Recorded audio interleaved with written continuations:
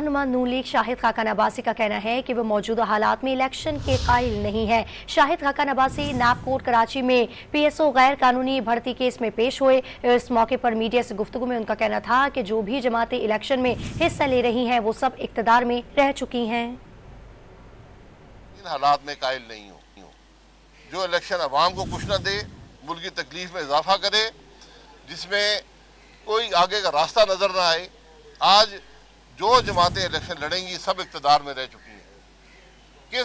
क्या पैगाम लेकर अवाम के पास जाएंगी। मैं पार्टी से 35 साल से रहा हूँ, पार्टी के हर अच्छे बुरे वक्त में उसके साथ रहा हूँ और मियां नवाज साहब से एक ज़ाती ताल्लुक़ है, एक रिश्ता है, एक इज्जत का रिश्ता है और वो बरकरार रहेगा। आज अगर मुल्क के हालात जहाँ पर हैं, इसमें अनफेयर इलेक्शन की चोरी का बहुत बड़ा हाथ है। अगर हमने आज भी सबक हासिल नहीं किया तो आगे भी आपको खराबी ही मिलेगी।